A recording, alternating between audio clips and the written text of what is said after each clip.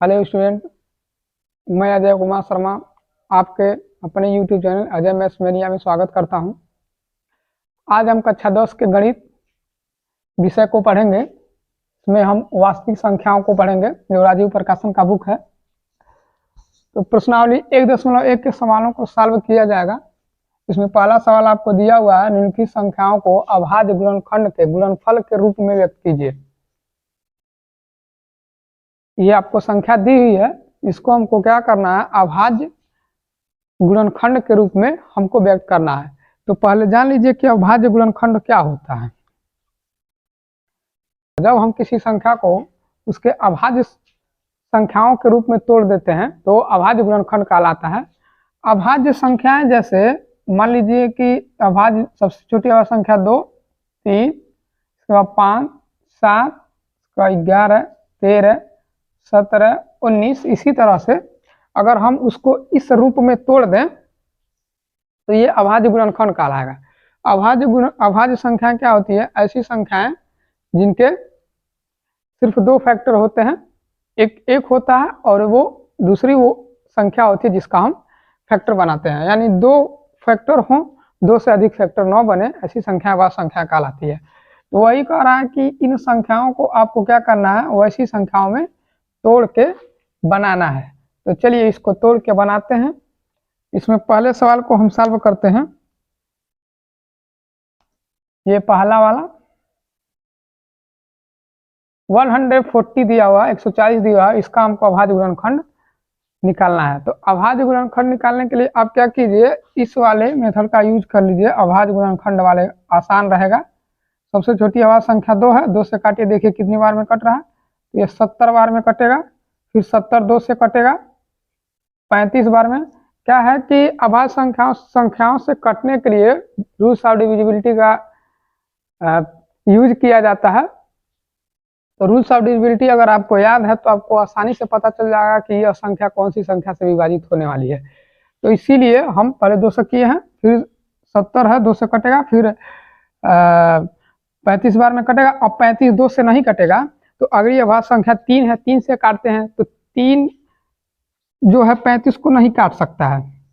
3 से डिविजिबिलिटी का जो रूल्स होता है वो होता है कि जो संख्या दी गई है हमको, उस संख्या के अंकों को जोड़ के अगर हम 3 से विभाजित करें तो संख्या विभाजित होनी चाहिए। तो जैसे 5 और 3 8 होता है, 8 को 3 से डिवाइड कीजिए, वह डिवाइड होगा तब तो ये 3 से डिविजिबल होगा, नहीं तो नहीं होगा, मतलब 3 से विभाजित होगा। लेकिन यह 8 है और 8 3 से विभाजित नहीं होता, तो मतलब ये 3 से नहीं जाएगा। तो अगली अभाज्य संख्या 5 है, 5 से यह चला जाएगा। और 5 से डिविजिबिलिटी का जो रूल्स होता है वो कहता है कि इकाई के स्थान पर 0 और 5 होना चाहिए। 5 से वही संख्याएं कटेंगी जिनके इकाई के स्थान पर 0 और 5 होंगे। जैसे मान लीजिए कि 50 हो गया, ये 5 से कट जाएगा क्योंकि इसके इकाई का स्थान पर 0 है। जैसे आपका 225 है, ये कट जाएगा क्योंकि इकाई का स्थान पर 5 है। उसी तरह से यहाँ पर इकाई के स्थान पर 5 होती है, भी कट जाएगा। तो 5 कितनी बार में कटेगा, 5 7 35, 7 बार में। अब 7 सिर्फ 7 से कटेगा, 7 1 7। अब इसका जब हम फैक्टर बनाएंगे तो ये बनेगा 2 गुणे 2, ये वाला 2 गुणे 2 गुणे 5 गुणे 7, 5 गुणे 7। तो अब क्या करेंगे, और आसानी से लिखने के लिए 2 गुणे 2 2 बार है तो लिख दीजिए 2 का स्क्वायर गुणे 5 गुणे 7। ये जो है आपका अभाज्य गुणनखंड के रूप में टूट चुका है। ये आपका आंसर होगा। इसी तरह से हम दूसरे वाले को सॉल्व करेंगे। दूसरे वाले क्वेश्चन को सॉल्व करते हैं। दूसरा क्वेश्चन आपका दिया हुआ है, कह रहा है 156 है, इसका अभाज्य गुणनखंड बताइए कि क्या होगा। तो 156 को हम क्या करें, तोड़ें उसी तरह से अभाज्य गुणनखंड ऐसे कर लें। तो ये देखिए इकाई के अंक पर इसका 6 है, तो 6 होने का मतलब सबसे छोटी अभाज्य संख्या 2 होती है। 2 से विभाजित करेंगे तो देखेंगे विभाजित हो रहा है कि नहीं। तो 156 में इकाई के स्थान पर 6 है और 6 होने के नाते 2 से विभाजित होगा, क्योंकि 2 से डिविजिबिलिटी का रूल्स कहता है कि जिस भी संख्या को हमको 2 से विभाजित करना, उस संख्या के इकाई के स्थान पर 0 2 4 6 8 में से कोई भी एक संख्या होनी चाहिए। तो यहाँ पर 6 है तो यह 2 से डिवाइड होगा, तो 2 से विभाजित होगा कितनी बार में, 2 7 14, 1 बचा और 2 8 16, यानी 78 बार में। फिर 8 आ गया, फिर 2 से विभाजित होगा, ये जाएगा 2 3 6, 1 बचा, 2 9 18, 39 बार में।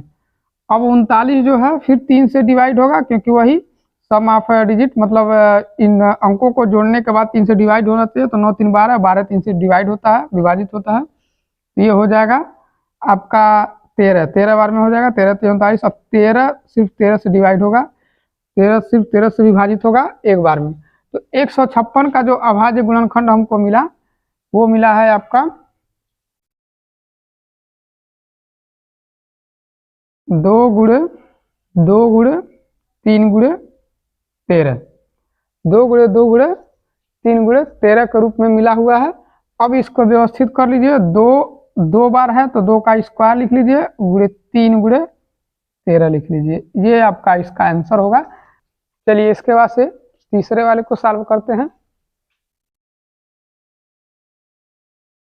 तो तीसरा देखिए दिया है 3825 को आपको क्या करना है, भाज्य गुणनखंड के रूप में व्यक्त करना है। तो यहाँ पर क्या कीजिए, 3825 को विभाजित कीजिए। तो सबसे छोटी अभाज्य संख्या 2 से कीजिए, देखिए 2 से हो रहा है कि नहीं। तो 2 से ये नहीं होगा, क्योंकि इकाई के स्थान पर कहीं भी 0 2 4 6 8 में से कोई भी एक संख्या नहीं, ये 5 है। तो 5 है तो ये अब 5 से विभाजित होगा, क्योंकि इकाई के अंक में 0 या 5 होना है। लेकिन उससे पहले 3 भी एक अभाज्य संख्या है, पहले उससे चेक कर लेते हैं। तो 3 से विभाजित करने का नियम क्या है कि इन अंकों को जोड़ने पर, जो संख्या दी हुई है इस संख्या के अंकों को जोड़ने पर जो योग आ रहा है वो हम 3 से अगर डिवाइड करें तो पूरी तरह डिवाइड हो जाना चाहिए। तो जोड़िए 3 और 8, 8 3 11, 11 2 13, 13 और 5 18, 18 आ रहा है। और 18 हमारा 3 से विभाजित होता है, 3 6 के 18 6 बार में। इसका मतलब है कि यह आपका 3 से डिवाइड हो जाएगा। तो कितनी बार में होगा, 3 1 करने 3, 3 दूना 6, यहाँ 2 बचा हुआ है, 3 7 21, यहाँ 1 बचा है, और 3 5 15, 5 बार में कट गया। यानी कि 1275 बार में ये 3825 3 से कट जाएगा। अब फिर से देखते हैं, 2 1 3, 3 7 10 और 5 15, फिर से 3 से डिवाइड होगा। ये जाएगा 3 चौको 12, और इसके बाद से 3 दूनी 6 और 3 5 15, 425 बार में जाएगा। अब 425 को देखते हैं, 3 से 4 2 6, 6 5 11, 11 आ गया। और 11 3 से विभाजित नहीं होता, इसका मतलब 3 से नहीं जाएगा। अब ये जाएगा 5 से, क्योंकि इसके इकाई के अंक पर 5 है। तो जाएगा कितनी बार में, 5 और 40, 2 बचा, और 5 5 25, 85 बार में ये चला जाएगा। फिर से 85 जो है आपका 5 से ही जाएगा। तो कै 25 85, 17 25 85 होता है, और 17 सिर्फ 17 से ही कटेगा।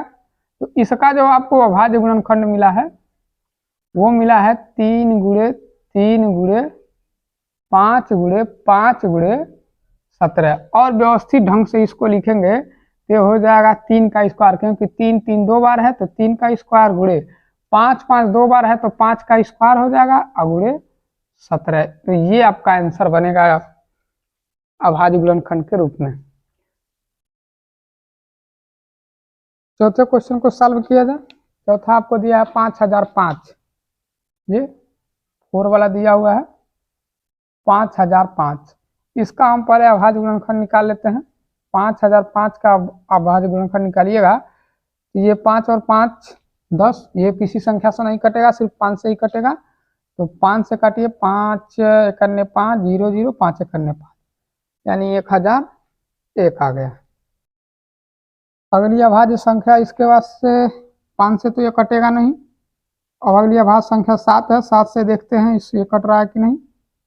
7 से 7 1 करने 7, यहाँ 3 बचा, 7 चौको 28, 2 बचा, 7 त्रिक 21, यानी कि यह 7 से जो है आपका 143 बार में कट गया। अब देखते हैं 7 से 7 दूनी 14, 7 से कटेगा नहीं। अगली अभाज्य संख्या हमारी 11 है, 11 से देखते हैं।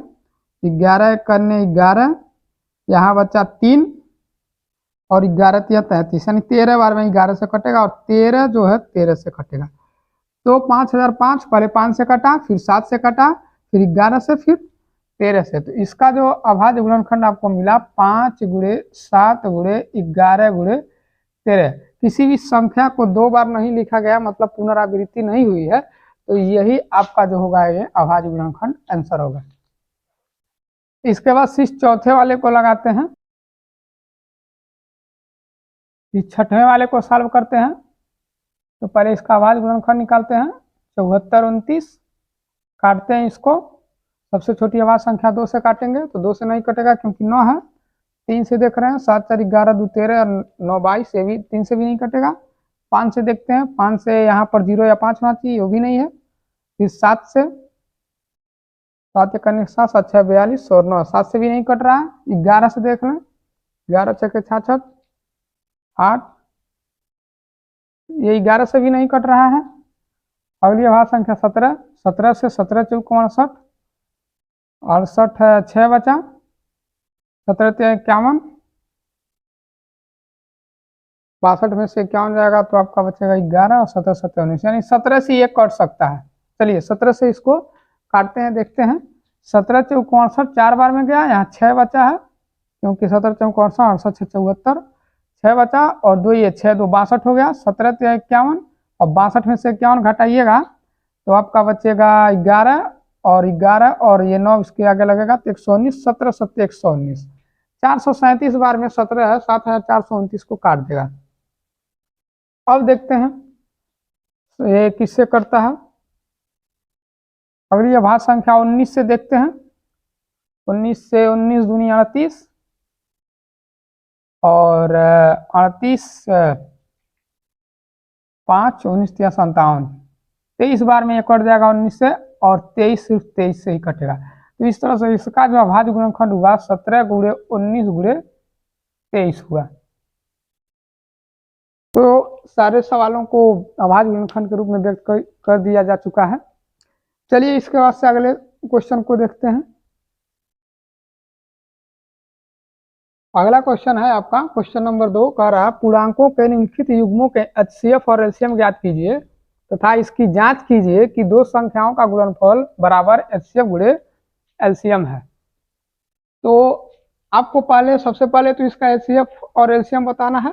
नीचे सवाल आपको दिए हुए हैं 1 2 3 सवाल हैं। चलिए पहले सवाल को सॉल्व करते हैं।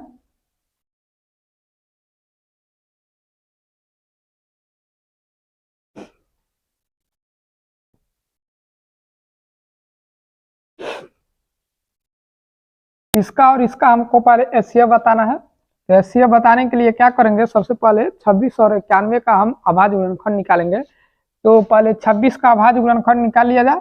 26 का अभाज्य गुणनखंड निकालिएगा तो 2 गुणे 13 के रूप में आएगा, क्योंकि 13 दूनी 26, और 91 का निकालिएगा तो ये बनेगा 7 गुणे 13, क्योंकि 13 सते 91, 13 और 13 कॉमन है। तो इसका जो एचसीएफ होगा वो 13 होगा। अब एलसीएम ज्ञात करने के लिए, क्योंकि उभयनिष्ठ तो 13 आ चुका है, 13 दोनों में है, और एलसीएम अब इसका क्या होगा कि 13 तो पहले हमने लिख दिया क्योंकि उभयनिष्ठ है, कॉमन है, तो 13 लिख दिया। यानी कि एलसीएम बताने के लिए जो कॉमन संख्या होती है वो तो लिखी ही जाती है, और उसके बाद से जो बची संख्या होती है वो भी लिख के गुणा कर दी जाती है। यानी कि अब बचा हुआ संख्या 2 गुणे 7 है। तो गुणा कीजिए इसको, 13 दूनी 26 और 26 गुणे 7 कर लीजिए। 26 गुणे 7, क्योंकि 13 दूनी 26 और 26 गुणे 7, 7 6 42 2 हासिल 4, 7 दूनी 14, 14 और 4 आपका 18, 182। तो इसका जो एलसीएम होगा वो 182 होगा। वास्तव में एचसीएफ और एलसीएम होता क्या है कि एचसीएफ किसी संख्या का जो एचसीएफ होता है वो एचसीएफ इन संख्याओं को, ये जो संख्या जो हमको जिन संख्याओं का एचसीएफ निकाला गया उसको ये विभाजित करता है, और एलसीएम जो होता है ये जो संख्याएं होती हैं इसको विभाजित करती हैं। तो एचसीएफ होगा 13 और एलसीएम होगा 182। अब हमको इसकी जांच भी करनी है। जांच क्या करना है कि हमको यह बताना है कि बताइए एचसीएफ और एलसीएम को गुणा करने पर ये दोनों संख्याओं के गुणनफल के बराबर हो रहा है कि नहीं हो रहा है। तो जांच कैसे करेंगे, जांच कीजिए। तो आपका जो जांच करेंगे एचसीएफ गुणे एलसीएम, तो एचसीएफ आपका आया है 13 और एलसीएम आया 182। ये मिला जुला के आपका इसके गुणनफल के बराबर होना चाहिए, यानी कि 26 गुणे 91 के गुणनफल के बराबर होना चाहिए।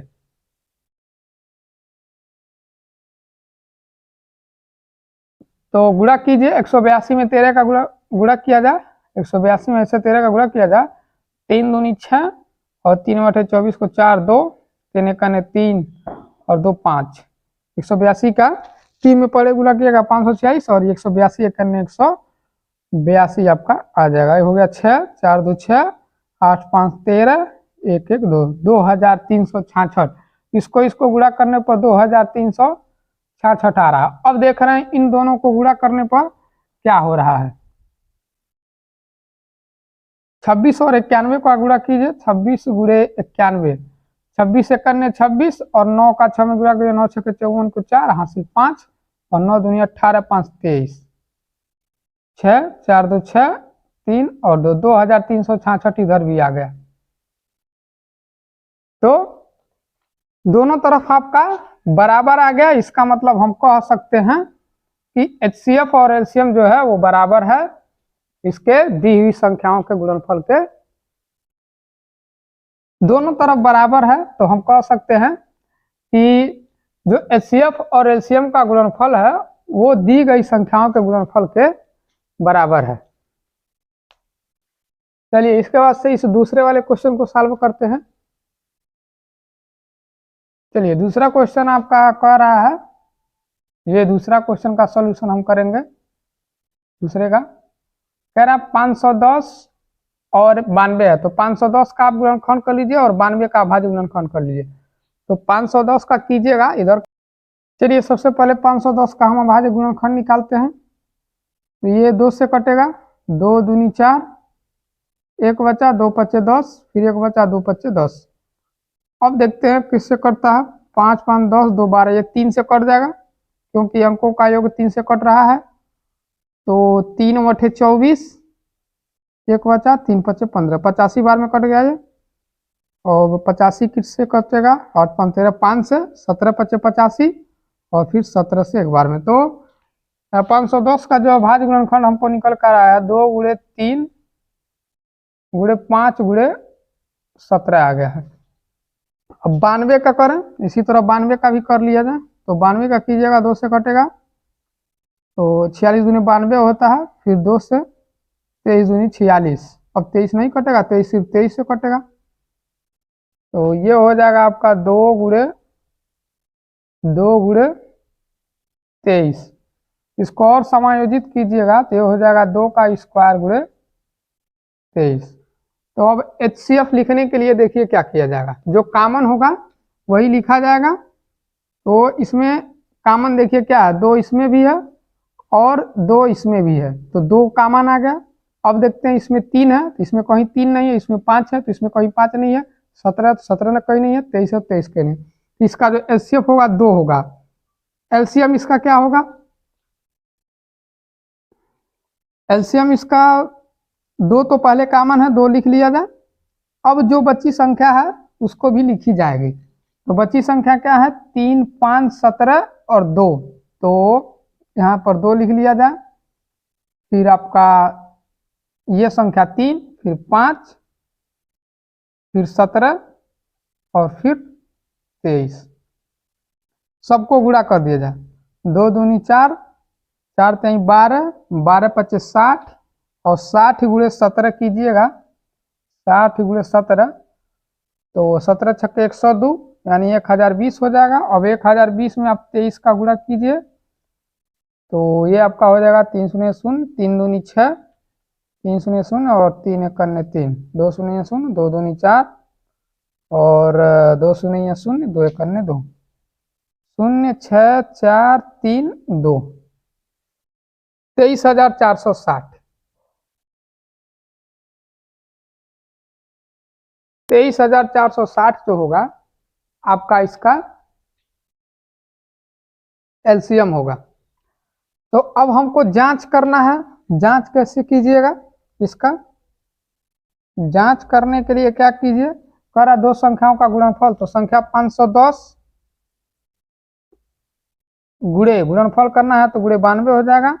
और इसको गुणा करेंगे किससे, इसके HCF और LCM से। तो HCF है 2 और LCM आया है 23,460। 60। गुणा कीजिए इसको,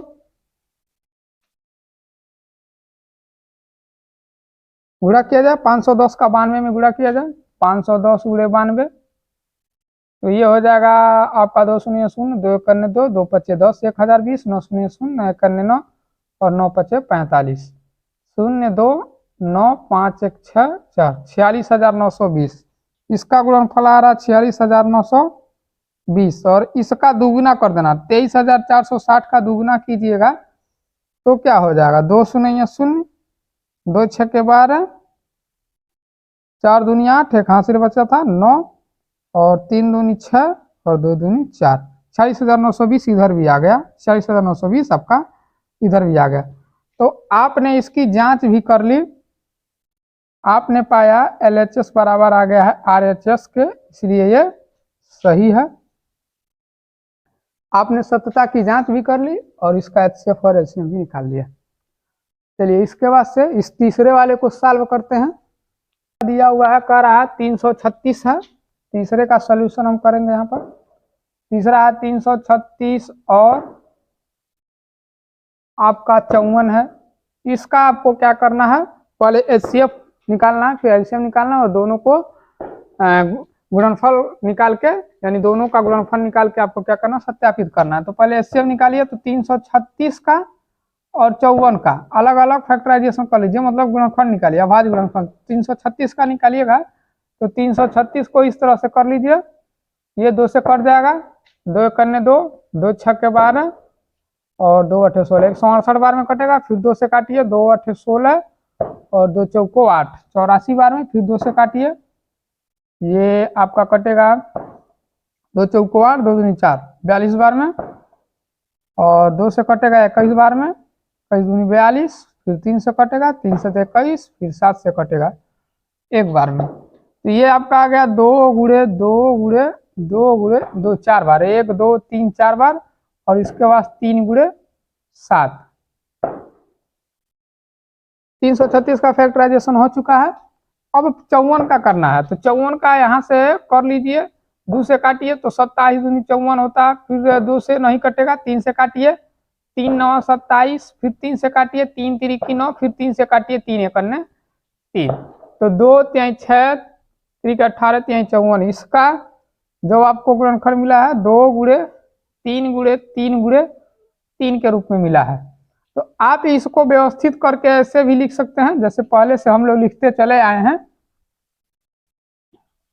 इसको व्यवस्थित करके आप लिख सकते हैं। 1 2 3 4 बार 2 है तो 2 पर पावर 4 हो जाएगा, गुणे 3 गुणे 7 हो जाएगा। इसको लिख लीजिए 2 गुणे और 3 3 बार है तो 3 पर पावर 3 हो जाएगा। अब आपको HCF लिखना है, तो HCF में जो कॉमन होता है वो संख्या लिखी जाती है। तो 2 यहाँ पर कॉमन है, 2 यहाँ पर कॉमन है, तो 2 आपका निकल गया। देखिए 2 यहाँ है, 2 यहाँ है, तो कॉमन आपका 2 निकल गया। इसके बाद से 2 कहीं नहीं है। अब देखते हैं, 2 ऊपर वाले में है लेकिन नीचे वाले में 2 कहीं नहीं है, तो अब देखते हैं 3 यहाँ है और 3 यहाँ है, तो फिर 3 भी कॉमन आ गया। अब यहाँ पर 3 है लेकिन यहाँ पर 3 नहीं, यहाँ 3 यहाँ 3 नहीं है, 7 है तो 7 नहीं है, तो आपका जो HCF होगा 2 3 6 हो जाएगा। और LCM लिखने के लिए क्या हो जाएगा, 2 और 3 तो निकल गया है, 2 और 3 तो निकल गया, यानी कि ये और ये आपका समझिए निकल गया। आपके पास क्या क्या बचा है, 2 गुणे 2 गुणे 2 बचा है 3 बार, और उसके बाद से 3 गुणे 3 गुणे 3 बचा और गुणे 7 बचा है।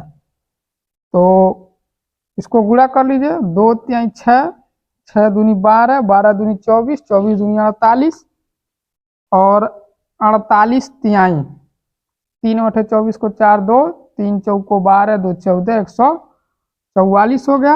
और 144 तिहाई, 3 चौको 12, 3 चौको 12 1 13, 3 1 3 1 4, 432। और 432 में आपको 7 का गुणा कर देना है, 7 दूनी 14, 7 3 21, 1 22 और 7 चौको 28, 2 30, 3024। 3024 इसका LCM होगा और 6 इसका HCF होगा। इन सबको आपस में गुणा कर देना है। कैसे लिखना है, जो आपका उभयनिष्ठ है, कॉमन है, उसको तो लिख देना है, बाकी जो बची संख्या है उसको भी लिख देना है और सबको आपस में गुणा कर देना है। तो गुणा करने पर 3024 आया। अब हम इसकी जांच करेंगे। जांच कैसे करेंगे? जांच में क्या करना है आपको, दोनों संख्याओं का गुणनफल पहले लिखना है। तो संख्या है आपके पास 336 और गुणे 54 लिख दिया, और आपका एचसीएफ आया है 6 और एलसीएम आया 3024। दोनों को आपस में गुणा करो। तो पहले 336 का 54 में गुणा कीजिए, 336 का 54 में गुणा कर दिया, 4 छके 24 को 4 हासिल 2, 4 3 12 2 14, 4 हासिल 1 और 4 3 12 1 13, 4 छके 24, 4 3 12 2 14 और 4 3 12 1 13। यहाँ से 5 छके 30, 5 3 15, 3 18 और 5 3 15 16, 4 4 8 3 11, 6 1 7 1 8 1, 18,144। इसको गुणा करने पर आपको आ रहा है 18,144। इसको गुणा करते हैं, 3024 में 6 का गुणा कीजिएगा तो 6 चौको 24 को 4 2, 6 दूनी 12 2 14, 4 हासिल 2, 6 शून्य 0 हासिल 2 था 2 आ गया, 3 6 त्रिकी 18, 18,244।